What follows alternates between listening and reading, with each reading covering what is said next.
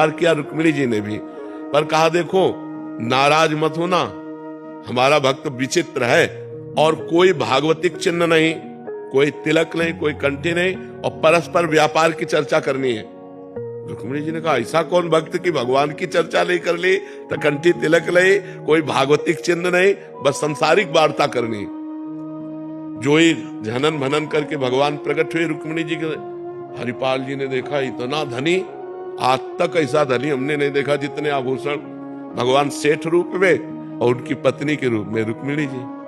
हरिपाल जी खड़े हो गए तो भगवान नजदीक गए और 2 असरफियां दी। तो कहा हम सुनते हैं इस जंगल में चोर लगता है, आप हमको पार कर दोगे? अरे भाग्य खुल गए, हम तो पार ही कर देंगे। तो उन्होंने सोचा ये तो बहुत अच्छा हुआ, 2 असरफी पहले मिल गई और सारे आभूषण रास्ते में उतरवा लेंगे इनसे। बीच रास्ते में जब जंगल में पहुंचे तो भाला उठाया और भगवान की तरफ किया, कहा सारे आभूषण उतारो। भगवान तो आए थे उतारने के लिए, संत सेवा के लिए, देने के लिए। रुक्मिणी जी ने कहा सुदर्शन चक्र को याद करो।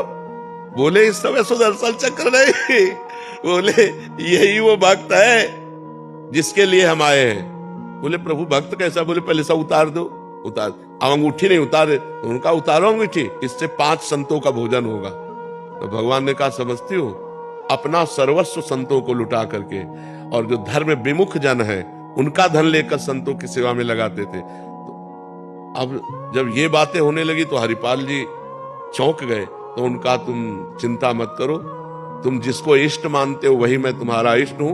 भगवान ने अपने स्वरूप का साक्षात्कार कराया और कहा ये आभूषण ले जाओ, कुल परंपरागत लक्ष्मी बढ़ती रहेगी, अब घटेगी नहीं, खूब संत सेवा करो। तो गृहस्थी में यदि संत सेवा हो जाए तो भगवान चलकर आकर दर्शन देंगे किसी न किसी रूप में, इसमें कोई संशय नहीं, पर है कठिन।